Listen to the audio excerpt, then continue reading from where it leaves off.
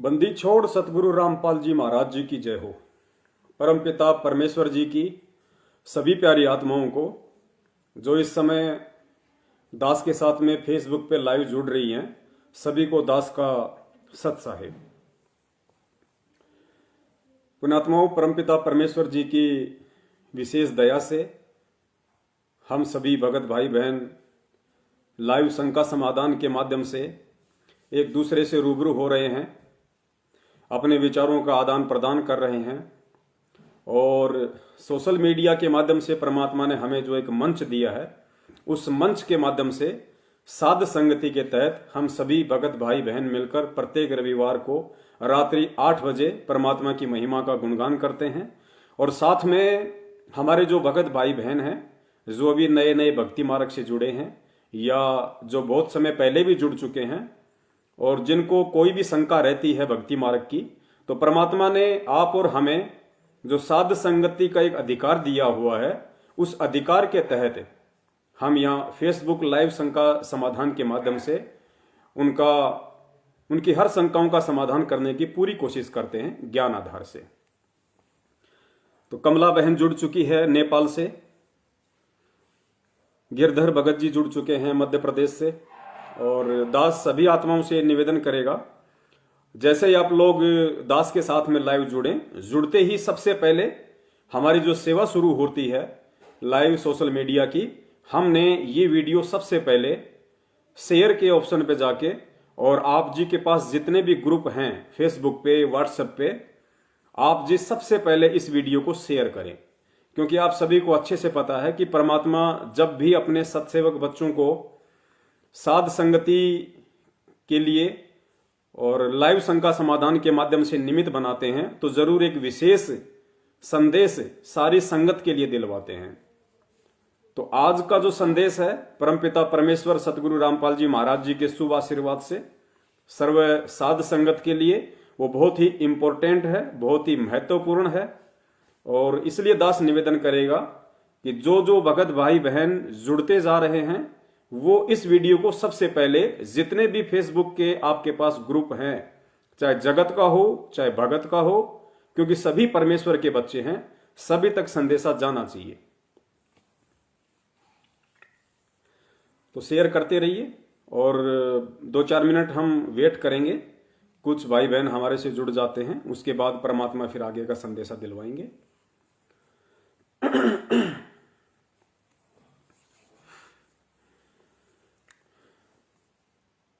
पुण्यात्माओं, आज Facebook live शंका समाधान का हमारा जो विषय था वो भक्ति मार्ग में शारीरिक संबंधों को लेकर था। उससे पहले परमात्मा ने दया करी, एक भगत भाई ने जिनका नाम नरेश चंद्र आर्य जी हैं, जींद हरियाणा से हैं, उन्होंने दास को एक पैम्पलेट भेजा और इस पैम्पलेट के माध्यम से एक संदेशा आज भगत समाज को देना अति अनिवार्य हो गया है, क्योंकि आप सबको अच्छे से पता है कि जिस प्रकार वर्तमान की जो परिस्थितियां हैं देश दुनिया की, वो कितनी बिगड़ी हुई हैं। हमारे भारत देश में जो किसान आंदोलन चल रहा है, आप सभी अच्छे से वाकिफ हैं, और ये खाली भारत का ही किसान आंदोलन नहीं रहा, अब ये विश्वव्यापी हो चुका है। अनेक देशों में जो एनआरआई रहते हैं वो सभी इस प्रोटेस्ट का समर्थन कर रहे हैं। क्यों? क्योंकि किसान अपने हक की लड़ाई लड़ रहे हैं, सच की लड़ाई लड़ रहे हैं।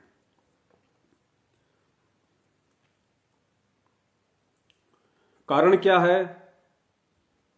दास थोड़ा सा उस कारण पे जाना चाहेगा।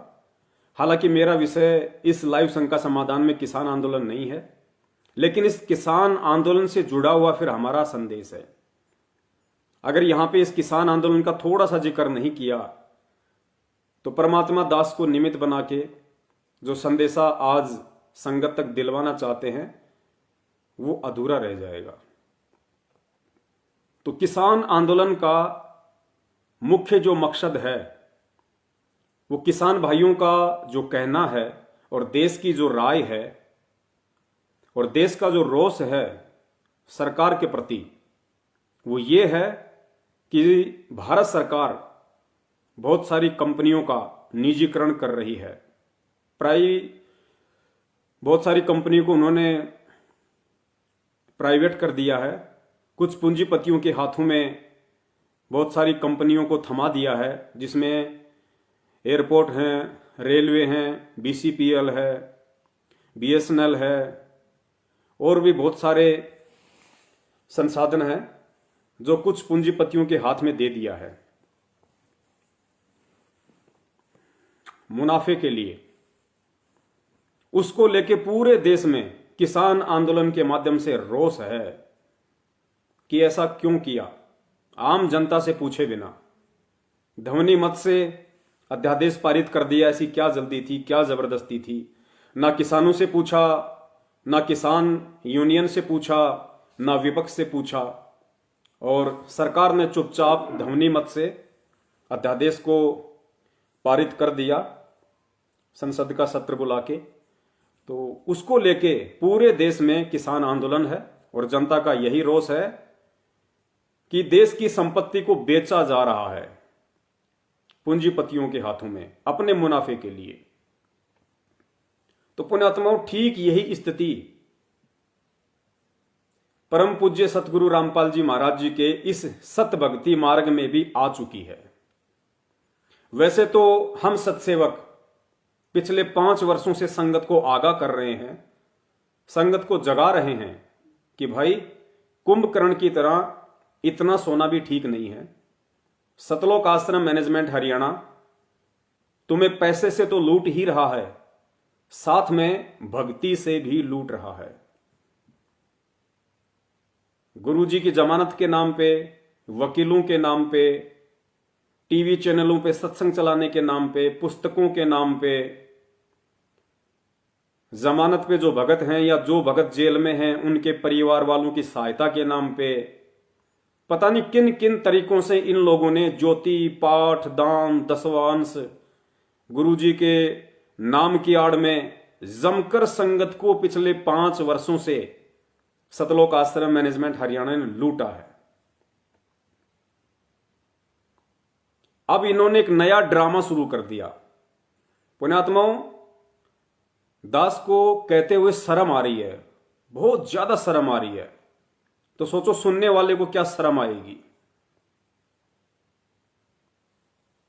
अब इन्होंने ऐसा घटिया काम कर दिया, इतने घटिया स्तर पर यह सतलोक आश्रम मैनेजमेंट हरियाणा वाले और गुरुजी के बेटा बेटी, उनकी पत्नी, उनके रिश्तेदार उस घटिया स्तर पर उतर आए हैं कि जिसका जिक्र भी दास करता है तो शर्म आती है।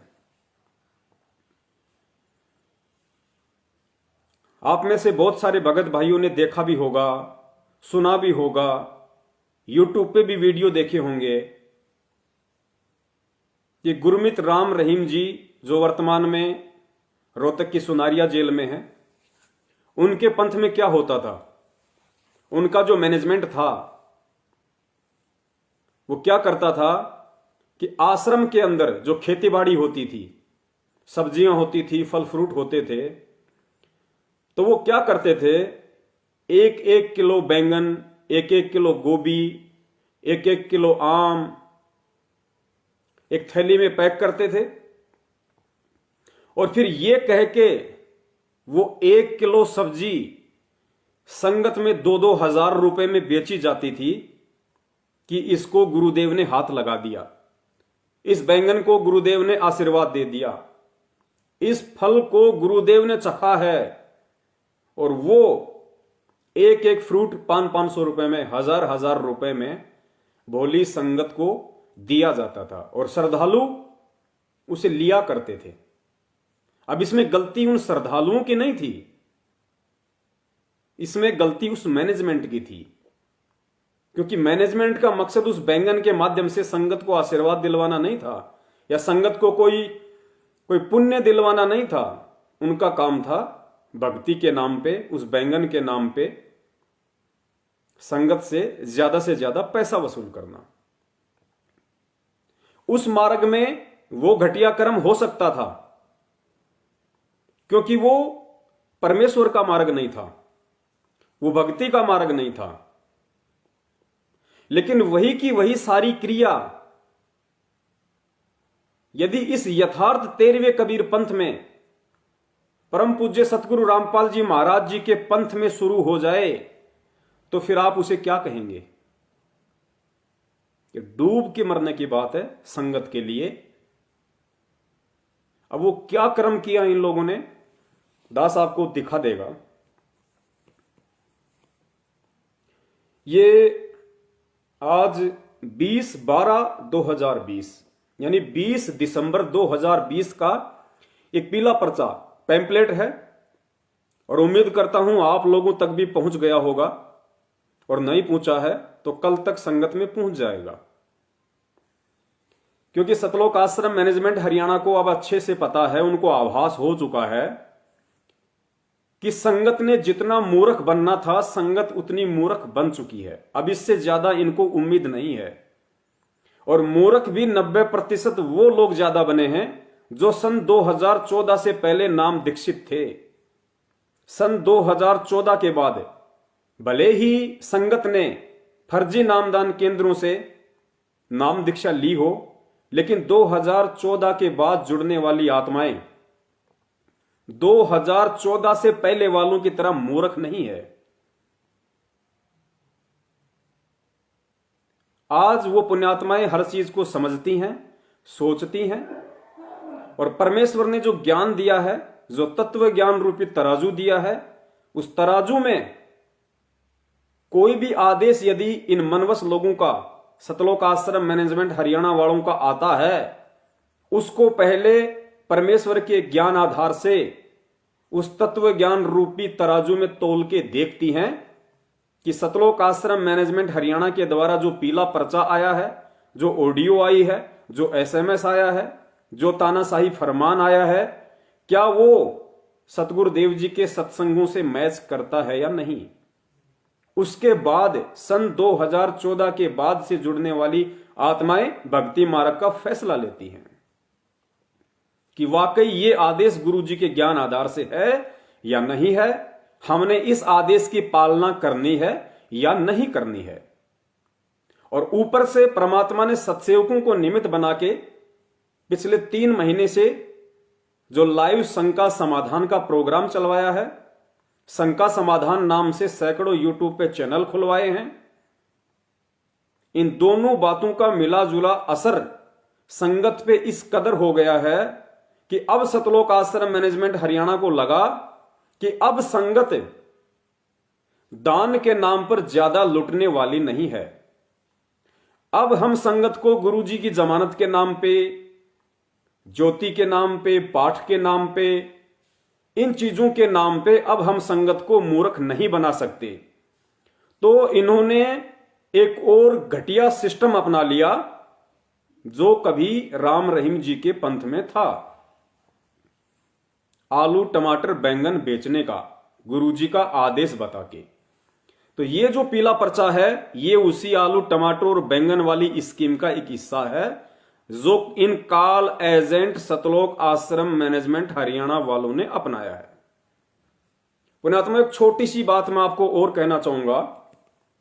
दास को अच्छे से पता है कि इस दुनिया में जितने भी पंथ चल रहे हैं, जितने भी इस दुनिया में धार्मिक संस्थाएं चल रही हैं, पाखंड उनमें भी है। उनमें तो कोरा पाखंड है, भक्ति तो है ही नहीं उनमें, वहां तो पाखंड है। लेकिन ये जो पूर्ण परमेश्वर कबीर साहिब जी का यथार्थ 13वां कबीर पंथ है, जो सन 1994 से उस कबीर साहिब ने परम पूज्य सतगुरु रामपाल जी महाराज जी के रूप में 8 सितंबर 1951 के दिन गांव धनाना, जिला सोनीपत, हरियाणा की पावन भूमि पे आके इस पंथ को शुरू किया है। तो पुण्यात्माओं, इस पंथ में ये पाखंड चरम सीमा पे जाएगा, ये दास को पहले से पता था, क्योंकि ये पहले से नीत होता है। क्योंकि इस पंथ को छोड़ के परम पूज्य सतगुरु रामपाल जी महाराज जी के यथार्थ 13वें कबीर पंथ को छोड़ के दुनिया में जितने भी पंथ हैं, जितनी भी धार्मिक संस्थाएं हैं, वो सारी की सारी काल आधारित हैं। तो वो सारे पंथ, सारी संस्थाएं और काल के जितने भी एजेंट हैं, या काल जिन जिन लोगों को निमित्त बनाएगा, वो इस यथार्थ 13वें कबीर पंथ को बंद करवाने के लिए, इसमें अवरोध पैदा करने के लिए जितना हो सकेगा इस समय साम दाम दंड भेद, या उससे भी यदि कोई घटिया नीति उसके पास होगी तो उन सब का प्रयोग करके वर्तमान के इस यथार्थ 13वें कबीर पंथ को बंद करवाने की, इसमें अंधकार फैलाने की, आडंबर फैलाने की, पाखंड फैलाने की पुरजोर कोशिश करेगा। क्योंकि उसको अच्छे से पता है कि यदि मेरा आहार मेरे से दूर होगा तो केवल इसी यथार्थ 13वें कबीर पंथ से होगा, क्योंकि यही एकमात्र पूरे विश्व में मोक्ष मार्ग है। इस पंथ के अलावा इस पूरी दुनिया में अन्य कोई भी पंथ मोक्ष मार्ग नहीं है। तो काल को और काल एजेंटों को सबसे ज्यादा जो चिंता है वो केवल इस पंथ की है। तो जैसा कि हम पहले भी जिक्र करते हैं और आज भी जिक्र कर रहे हैं कि वर्तमान में यदि काल का जीता जागता रूप इस पंथ में है तो वो सतलोक आश्रम मैनेजमेंट हरियाणा है। क्योंकि काल की यही सूक्ष्म चाल होती है, वो परमेश्वर के पंथ में एंट्री करता है, फिर संगत में अपना विश्वास जमाता है, और जब विश्वास पैदा हो जाता है उसके बाद में वो अपनी चाल चलता है। कबीर बीजक में भी वाणी के माध्यम से स्पष्ट ये सब कुछ लिखा हुआ है कि काल अपने विशेष दूतों को रंभ, कूरंभ, जय विजय और अन्य दूतों को यहां भेजा, और भेजने से पहले उसने ये कहा था कि मेरे दूतों तुम पृथ्वी पे जाओ, और पृथ्वी पे हमारा एक बड़ा भाई है, उसका नाम है कबीर, और वो हमारे इस पंथ को, हमारे भक्ति मार्ग को बर्बाद करने के लिए नीचे गया हुआ है। आत्माओं को यहां से ज्ञान देके अपने लोक में ले जाने के लिए आया है। तो तुमने नीचे जाना है, नीचे जाकर तुमने उस पंथ में एंट्री करनी है, फिर अपना विश्वास जमाना है, और उसके बाद मैंने तुम्हें जो करने को कहा है, जो सेवा दी है, फिर तुमने वो सेवा करनी है। ये कबीर बीजक में स्पष्ट लिखा हुआ है, और वही काम ये सतलोक आश्रम मैनेजमेंट हरियाणा कर रहा है। अब ये जो पीला पर्चा आज 20 दिसंबर 2020 को आया है, दास आपको पढ़ के सुनाएगा, और इसको पढ़ने के बाद में अगर आप भगत होंगे, अगर जरा सा भी आपको परम पूज्य सतगुरु रामपाल जी महाराज जी का ये ज्ञान और ये पंथ समझ में आया है कि वास्तव में ये ज्ञान दुनिया से हटके है, ये पंथ अन्य पंथों से हटके है, और इस पंथ में वही टिक पाएगा, इस पंथ के माध्यम से सतलोक की यात्रा वही कर पाएगा जो इस पंथ के संचालक का जो ज्ञान है, तत्व ज्ञान है, उसको आधार बना के चलेगा। तो इस पंथ के संचालक परम पूज्य सतगुरु रामपाल जी महाराज जी के रूप में स्वयं कबीर परमेश्वर मौजूद हैं। उनके तत्व ज्ञान के आधार से दास आपको ये पीला पर्चा जो काल एजेंट सतलोक आश्रम मैनेजमेंट हरियाणा के द्वारा भेजा गया है, आपको पढ़ के सुनाएगा, और पढ़ने के बाद आप स्वयं निर्णय करना कि ऐसा घटिया कर्म आखिर कौन कर सकता है। भगत करेगा या भगत के वेश में जो भेड़िए हैं, काल एजेंट हैं, वो करेंगे। सत साहिब जय बंदी छोड़ की सतगुरुदेव जी की जय। दिनांक 20/12/2020। आगे देखिए। सत साहिब भक्तों, भक्तमतियों, बहन बेटियों से निवेदन है कि गुरुजी के द्वारा प्रयोग किए गए वस्त्र, पुण्यात्माओं, सबसे पहले तो क्योंकि परमेश्वर की एक वाणी है कि साधु शब्दां परखिए और दुख पड़े घरनार, और सूरा यानी सूरवीर जब जानियो जब रण बाजे तलवार। तो शुरू में कहा गया है कि साधु शब्दां पर रखिए। जो भगत होगा, संत होगा, उसको शब्दों से पहचाना जाता है, उसकी वाणी से, उसके शब्दों से उसकी पहचान होती है कि वास्तव में ये व्यक्ति साधु प्रवृत्ति का है, संत प्रवृत्ति का है या नहीं है। तो ये पीला पर्चा गुरुजी का आदेश बता के कि हम अपनी तरफ से कोई पीला पर्चा संगत में नहीं डालते हैं। हमारे को हिसार जेल से सतगुरु रामपाल जी महाराज जी का आदेश आता है। अब वो आदेश किस माध्यम से आता है ये काल एजेंट स्वयं ही जान सकते हैं, लेकिन संगत को तो ये कहते हैं कि हिसार जेल से हमारे पास जो आदेश गुरुजी का आता है उस आधार से हम ये पीला पर्चा बना के संगत में डालते हैं। इसमें सतलोक आश्रम मैनेजमेंट हरियाणा की तरफ से एक शब्द भी नहीं होता है। तो पुण्यात्मा, शुरू की जो लाइन है हम उसी को पकड़ के चलते हैं और उसके बाद आप जी स्वयं निर्णय करना कि ये पीला पर्चा हिसार जेल नंबर 2 में बैठे हुए परम पूज्य सतगुरु रामपाल जी महाराज जी के आदेश से निकाला गया है या ये पीला पर्चा काल एजेंट सतलोक आश्रम मैनेजमेंट हरियाणा के परम पूज्य सतगुरु महेंद्र दास भगोड़े जी की तरफ से भेजा गया है। क्योंकि मैनेजमेंट का सतगुरु, मैनेजमेंट का गुरु महेंद्र भगोड़ा है, संत रामपाल जी महाराज जी नहीं है। तो इसकी प्रथम लाइन दास आपको दोबारा सुनाएगा और फिर आप जी स्वयं निर्णय करना कि माजरा क्या है। सत साहिब, भक्तों, भक्तमतियों, बहन बेटियों से निवेदन है कि गुरुजी के द्वारा प्रयोग किए गए वस्त्र, देखो पुण्यात्माओं, लिखने वाला कौन है? यह कह रहा है कि भक्तों, भक्तमतियों, बहन बेटियों से निवेदन है कि गुरुजी के द्वारा प्रयोग किए गए वस्त्र, यानी यह शब्द कहना कि गुरुजी के द्वारा प्रयोग किए गए वस्त्र, यानी बोलने वाला, लिखने वाला व्यक्ति अलग है, कोई भगत है, गुरुजी नहीं है। वरना गुरुजी ये नहीं कहेंगे कि गुरुजी के द्वारा प्रयोग किए गए वस्त्र। अगर परम पूज्य सतगुरु रामपाल जी महाराज जी ने हिसार जेल से लिख के दिया होता या आदेश दिया होता तो गुरुदेव ये कहते कि मेरे द्वारा, मुझ रामपाल दास के द्वारा प्रयोग किए गए वस्त्र।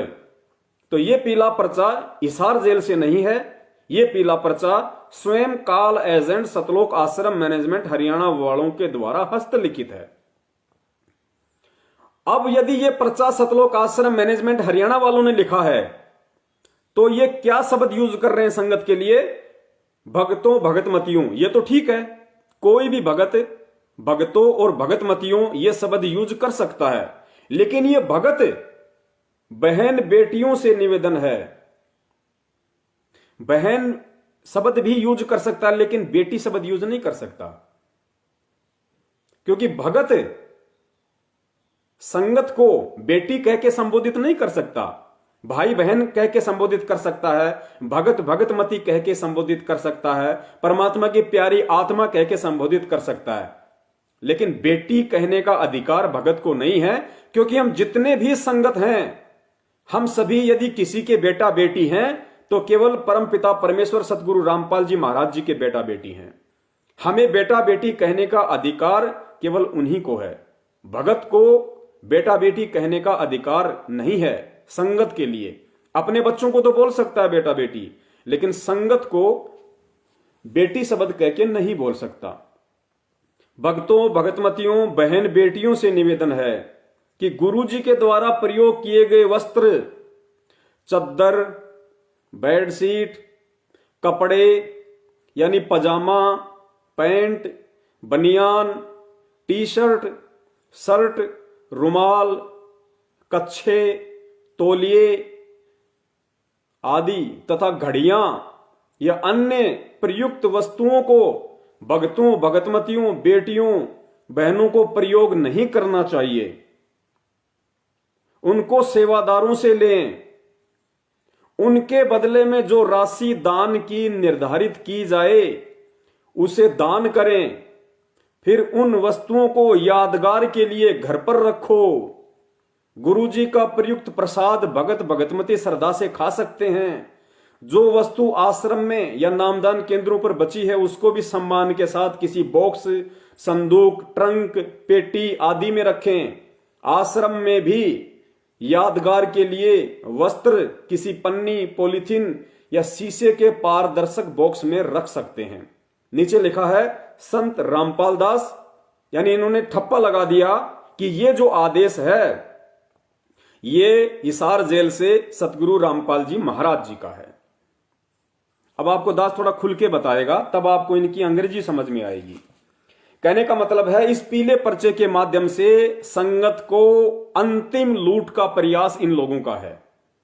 यानी अब इस तरीके से ये नई स्कीम इन्होंने लॉन्च की है। इस नई स्कीम के माध्यम से इन लोगों ने अब संगत को लूटने का प्रयास किया है। ठीक उसी प्रकार जिस प्रकार किसान भाइयों का यह कहना है कि जो हमारी सरकार है, सरकार ने कंपनियों को बेच के और अब किसानी से संबंधित जो 3 बिल ये लोग लेके आए हैं, इन 3 बिलों के माध्यम से ये लोग किसानों को लूटना चाहते हैं, किसानों की खेती को लूटना चाहते हैं और देश की संपदा को हड़पना चाहते हैं। इसलिए किसान उनका विरोध कर रहे हैं। तो पुण्यात्माओं, ठीक सरकार और किसान वाले पैटर्न पर यह पीला पर्चा आया है, क्योंकि अब सतलोक आश्रम मैनेजमेंट हरियाणा वालों ने अब गुरुजी के कच्छे, गुरुजी के तौलिए, गुरुजी की घड़ी, गुरुजी का पैंट, गुरुजी का पजामा, गुरुजी के जूते, गुरुजी की चप्पल, गुरुजी की बनियान, अब इस माध्यम से ये लोग संगत को लूटने का प्रयास कर रहे हैं। क्योंकि एक कहावत है कि भागते चोर की लंगोटी भी हाथ आ जाए वो भी अच्छी। तो अब सतलोक आश्रम मैनेजमेंट हरियाणा को लग रहा है कि ठीक का समय नजदीक है, संगत जाग रही है, अब तुम्हारे ज्ञान वाले जूते पड़ने वाले हैं। और 70 दिन तक इन लोगों ने लगातार मुंडका, रोहतक और भिवानी जो इनके आश्रम हैं वहां पे इन्होंने पाठ प्रकाश शुरू किया और 70 दिनों में इनके पास में कितना पैसा आया, उस आधार से इनको लगा कि अब संगत ज्योति पाठ के नाम पे मूर्ख नहीं बनने वाली है। अब संगत को यदि मूर्ख बनाया जाए तो गुरुजी के कच्छे तौलिए के हिसाब से मूर्ख बनाओ। यानी एक नया व्यापार इन लोगों ने परम पूज्य सतगुरु रामपाल जी महाराज जी के कच्छे, बनियान और तौलियों का शुरू कर दिया। और दास आपको बता देता है ये कोई कच्छा, बनियान, शर्ट, टी शर्ट, पजामा, जूते, चप्पल, घड़ी ये संत रामपाल जी महाराज जी की नहीं मिलेंगी आपको। ये मार्केट से खरीदे जाएंगे या महेंद्र भगोड़े के कच्छे उतार के आप लोगों को बेचे जाएंगे और कहेंगे कि ये गुरुजी का कच्छा है, ये गुरुजी की घड़ी है, ये गुरुजी का पायजामा है। और अगर संगत मूर्ख बनी तो फिर ये पायजामा का नाड़ा निकाल लेंगे, पायजामा अलग बेचेंगे, उसका नाड़ा अलग बेचेंगे। पुण्यात्माओं, दास को कहते हुए भी शर्म आ रही है कि अब तो कम से कम संगत ने आंखें खोल लेनी चाहिए। ऐसी घटिया ड्रामेबाजी, ऐसे घटिया पाखंड, ऐसे आडंबर, अरे परमेश्वर ने क्यों हम गधों को ये अनमोल तत्व ज्ञान दिया?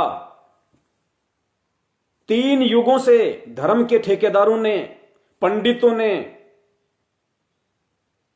संत महंत मंडलेश्वरों ने हमें इसी तरह के पाखंडों पे तो नंगा नाच नचा रखा था। हमारे पूर्वजों को, बेचारों को लूट लिया उन्होंने धर्म के नाम पे। और वो का वो आडंबर इन काल एजेंटों ने, इन धर्म के ठेकेदारों ने उसी परमपिता परमेश्वर के कच्छे बनियान की आड़ में लूटने का मानस बना लिया।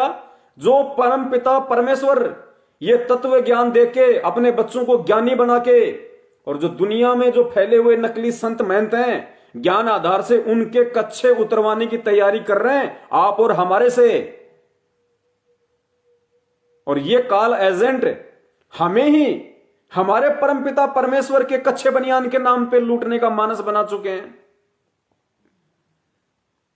पुण्यात्माओं, परमेश्वर की वाणी है कि मोला बैठा मोर्चे और देखे यम की भेड़।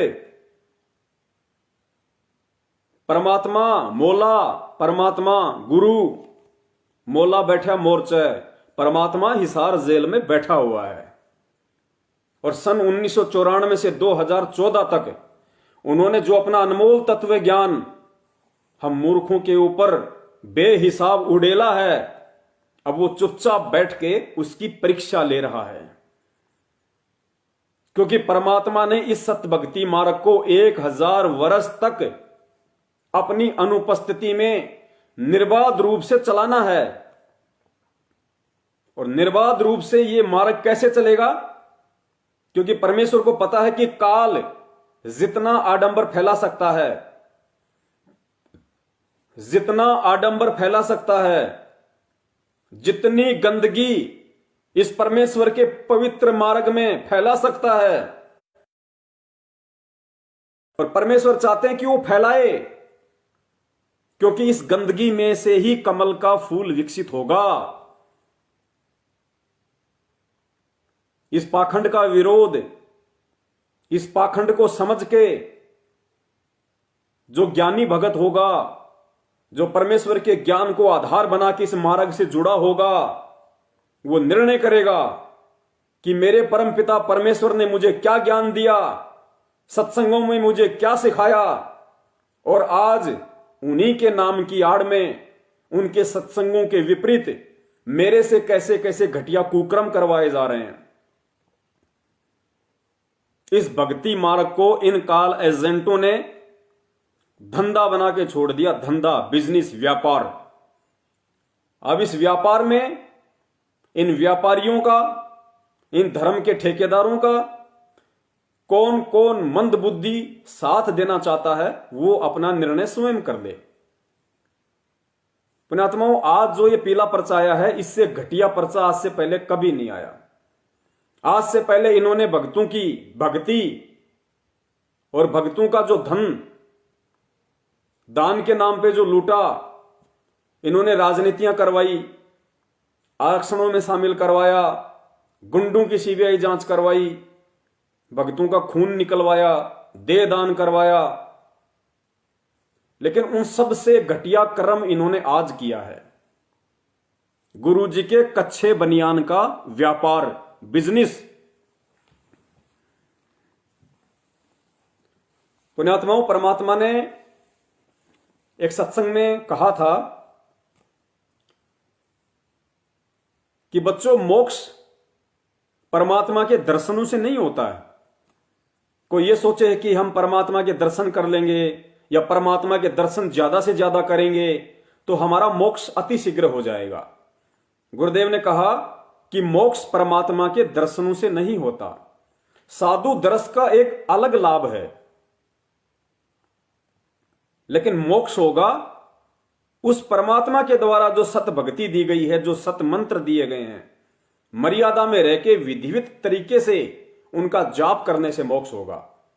अगर दर्शन मात्र से ही मोक्ष होना होता तो गुरुदेव ने बताया कि 650 साल पहले 1398 से 1518 120 वर्ष तक परमात्मा इसी धरती पे थे, और रात दिन हम ही थे वो नालायक जो उस समय ना परमात्मा को समझ पाए ना भक्ति को समझ पाए। रात दिन हम परमात्मा के दर्शन किया करते थे, उनके चरणों में बैठे रहा करते थे।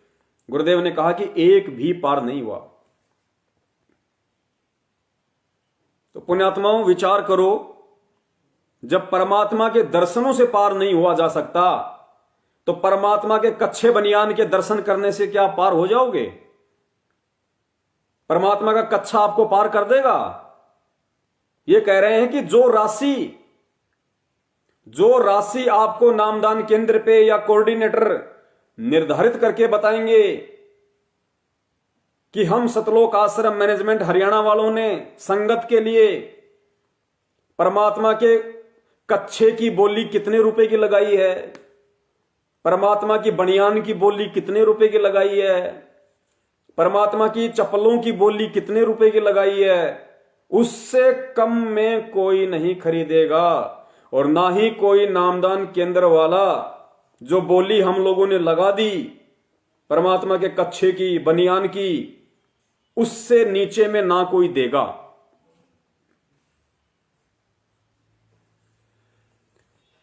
पुण्यात्मा, बड़ी शर्म आ रही है। आज हमारा विषय कुछ और था और बीच में आज इन काल एजेंटों ने नया संदेशा डाल दिया पीले पर्चे के रूप में। दास को मजबूरन ये जिक्र करना पड़ा।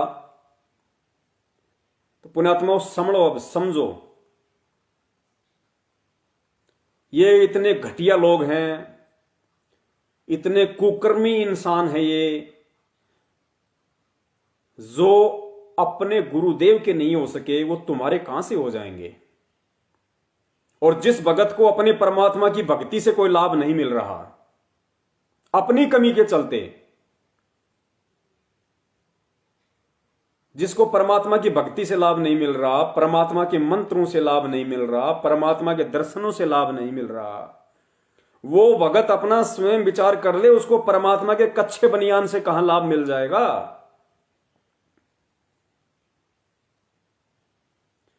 अरे परमात्मा 650 साल पहले भी आए थे।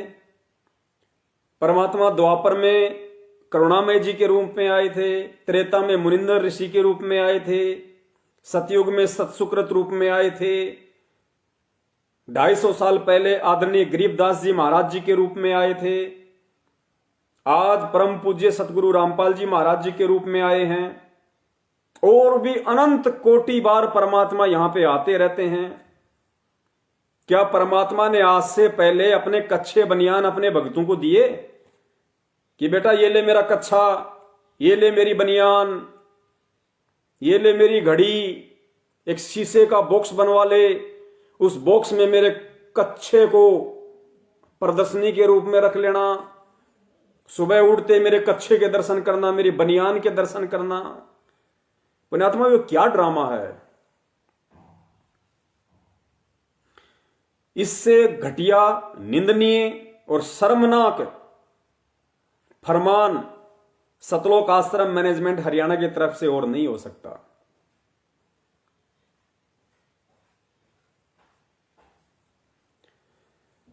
पुण्यात्मा, डूब के मरने की बात है उन लोगों के लिए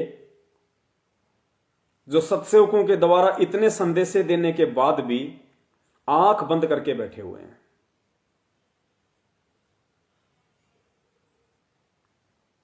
गुरुदेव ने सत्संग में कहा था कि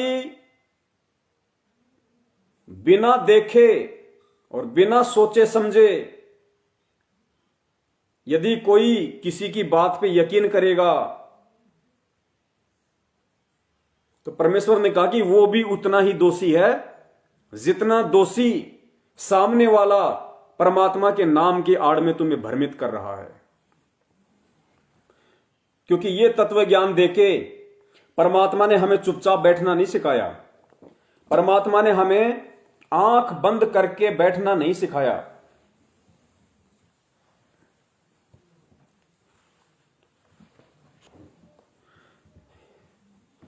तो पुण्यात्मा, वो विचार कर लेना।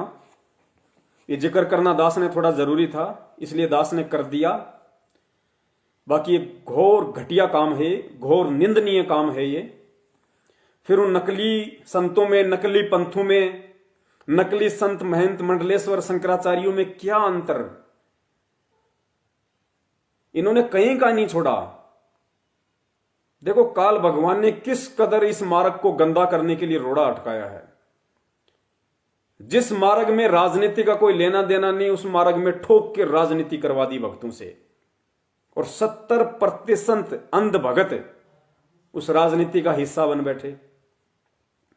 जातिगत आंदोलनों में बैठा दिया, कुपात्रों को करोड़ों में दान दिलवा दिया उन धरनों पे, प्रदर्शनों पे,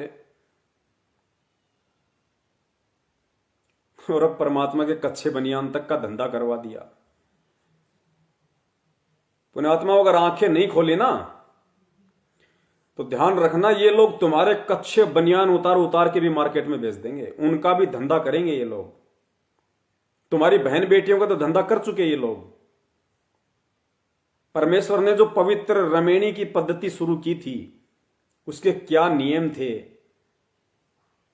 क्या उसका सिस्टम था, उन सबको ताक में रख के इन गद्दारों ने मात्र 21 हजार रुपए पाठ के चक्कर में किसी भी ऐरे गैरे के हाथों में भोले भगतों की बच्चियों को थमा दिया।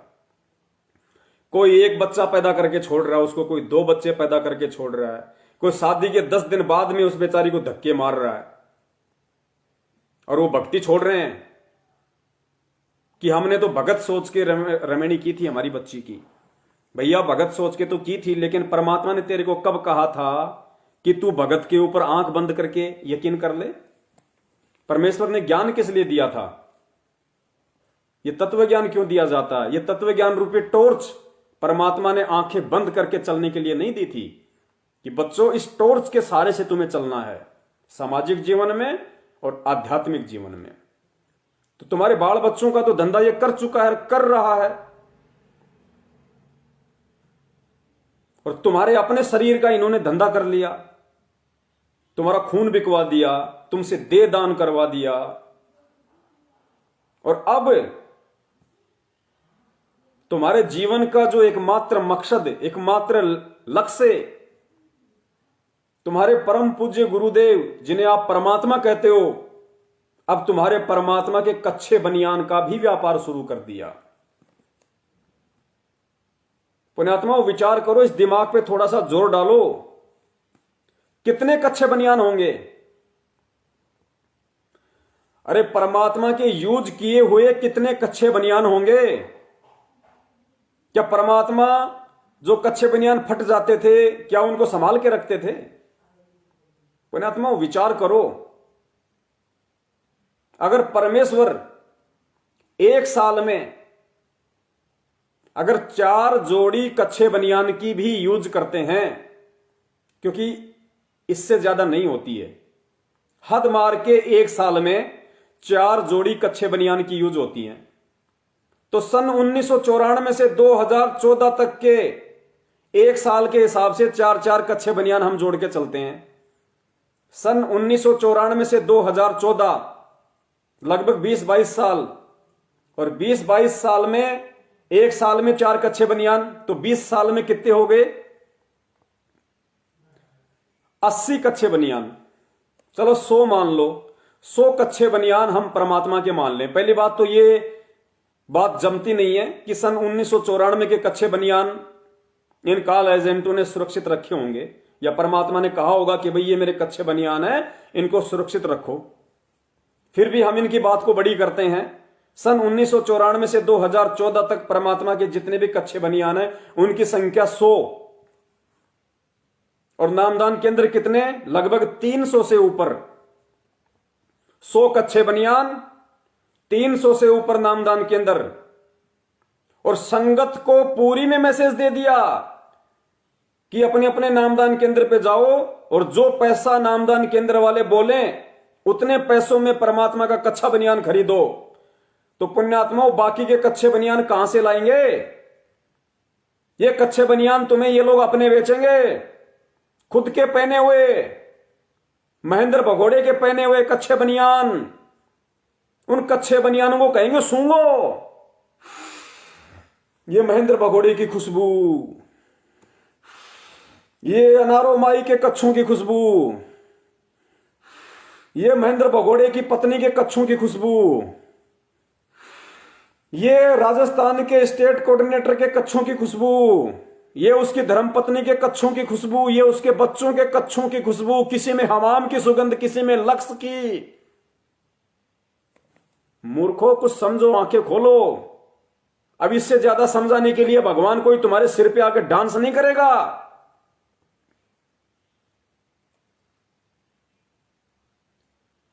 यह संगत की कमजोरी का नतीजा है, यह संगत की मूर्खता और अज्ञानता का नतीजा है, यह संगत की चुप्पी का नतीजा है, जो आज ये काल एजेंट सतलोक आश्रम मैनेजमेंट हरियाणा वाले तुम्हारे सिर पे बैठ के और महेंद्र भगोड़े के कच्छे तुम्हें सूंघाने के लिए आतुर हो गए। अब सूंघो उस भगोड़े के कच्छे, और ध्यान रखना जो जो आदमी उस महेंद्र भगोड़े का कच्छा नहीं सूंघेगा और ये नहीं कहेगा कि हां इसमें तो बहुत अच्छी खुशबू आ रही है, अगर ये कह दिया कि इसमें खुशबू नहीं आ रही भाई, उसका नामखंड हो जाएगा जो ये कहेगा कि भाई इस कच्छे में खुशबू नहीं आ रही। डूब मरो भाई, डूब मरो। अब ये पीला पर्चा फेसबुक पे भी जाएगा, व्हाट्सएप पे भी जाएगा, ट्विटर पे भी जाएगा, और इन कच्छों की खुशबू को जब दुनिया सूंघेगी तो धिक्कारेगी संगत को कि गधो, तुम दुनिया को तो क्या मैसेज देते हो और खुद तुम गद्दारों के कच्छे सूंघते फिर रहे हो। पुण्यात्माओं, ये सतलोक जाने के कारनामे नहीं है। लाख जन्म भी सतलोक नहीं जा सकते। वो परमात्मा हिसार की छोटी जेल में बैठ के, और आप और हमारे जैसे निकम्मे जो इस काल भगवान की 21 ब्रह्मांड रूपी इस बड़ी जेल में बैठे हैं ना, वो वहां बैठ के यहां बैठे वालों की परीक्षा ले रहा है। वो यही देख रहा है कि ये काल एजेंट जो खुद मेरे परिवार में पैदा हुए हैं, ये इस भक्ति मार्ग को कितना अवरुद्ध कर सकते हैं, कितना पाखंड फैला सकते हैं, कितना आडंबर फैला सकते हैं। और ये संगत मेरे से इतना ज्ञान लेने के बाद भी ये कितनी मूर्ख बन सकती है, किस हद तक ये पाखंड में धंस सकती है। और यही नतीजा है, इसी मूर्खता का यह परिणाम है अकाल मौतें। इन काल एजेंटों के पीछे चलने वालों के ना घर में शांति है, ना उनके शरीर में कोई शांति है।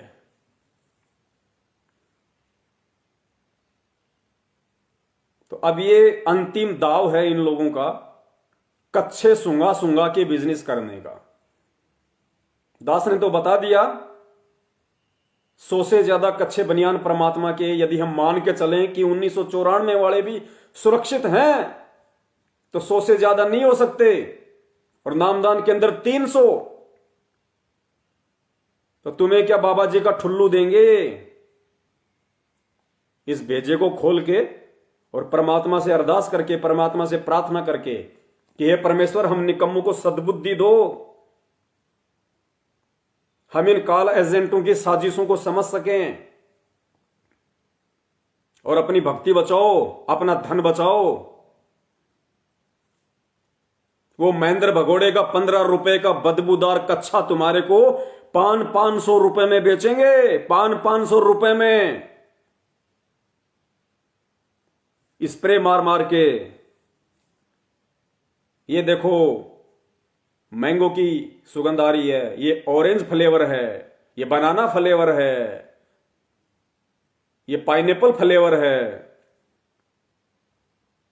लो लो भगत जी, अरे अरे भगत जी, सूंघो सूंघो, देखो देखो देखो कितनी अच्छी सुगंध आ रही है। अरे ये तो महेंद्र का कच्छा भाई, अरे भाई इसका तो 1000 रुपए लगेंगे।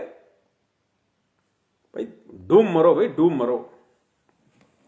इससे ज्यादा घटिया, निंदनीय और शर्मनाक आदेश ना आज से पहले आया और ना ही कोई उम्मीद है। और संगत अगर अब भी इस पाखंड में धंसना चाहे तो भाई फिर संगत की अपनी मर्जी है। हम परमेश्वर के सत्सेवक हैं, हम परमेश्वर के निमित्त होके केवल संदेशा दे सकते हैं। कहते हैं ना कि घोड़े के आगे घास डाली जा सकती है, जबरदस्ती मुंह में नहीं ठूसी जा सकती। तो परमेश्वर हम जैसे तुच्छ जीवों को, सत्सेवकों को निमित्त बना के और ये संदेशे आप जीव तक पहुंचा रहे हैं कि अपना भक्ति धन बचा लो और ज्ञान को आधार बना के परमात्मा के चरणों में विशेष जगह बनाओ। मूर्खता दिखा के, इनके कच्छों में मुंह देके परमात्मा को शर्मिंदा मत करो। वो सतलोक का राजा, वो शहंशाह, सारी सृष्टि का मालिक, वो सतलोक के सुख छोड़ के और आप और हमारे जैसे निकम्मों के लिए 30-30 दिन का रिमांड सहन करता है। तुम तो अपने घर में आराम से डबल डबल रजाई लेके सर्दी में बैठ जाओगे। 8x10 की कोठड़ी टूटी फूटी, जंगले जालियां जिनसे सीधी ठंडी हवा, और हिसार का सर्दियों में कितना टेम्परेचर होता है पता है? माइनस कितना जाता है। चूरू और हिसार हिंदुस्तान में सबसे ज्यादा ठंडे हो जाते हैं। और वहां पे वो परमात्मा बैठा हुआ है, क्या इसी दिन के लिए बैठा था कि मेरे से अनमोल तत्व ज्ञान लेके ये नालायक भगोड़ों के कच्चे सूंघेंगे? क्यों शर्मिंदा कर रहे हो अपने परमपिता परमेश्वर को? इससे अच्छा तो चुल्लू भर पानी में डूब के मर जाना। अगर तुम्हारी विरोध करने की स्थिति नहीं है, अगर तुम इतने कायर हो, इतने डरपोक हो, यदि इन काल एजेंटों का ज्ञान आधार से विरोध करने की भी तुम्हारी औकात नहीं है, तो कम से कम खुद तो संभल के चल लेना। खुद तो इनके पाखंड में मत आना, खुद तो इस आडंबर में पाव मत देना, वरना कल को दुनिया बोलने नहीं देगी। चलो पुण्यात्माओं, संदेशा देना था, परमात्मा ने दिलवा दिया। अब इससे ज्यादा संगत की मर्जी कितना ग्रहण करती है और कितना अमल करती है। कल को परमेश्वर ये नहीं कहे, कल को कोई ये नहीं कह सकता उस परमपिता परमेश्वर को कि परमात्मा हमें तो कोई बताने वाला नहीं था, हमें किसी ने बताया नहीं, हमें किसी ने संदेशा ही नहीं दिया, हमारे तक वो सच्चाई कभी पहुंची ही नहीं। इसलिए परमात्मा हम जैसों को निमित्त बनाते हैं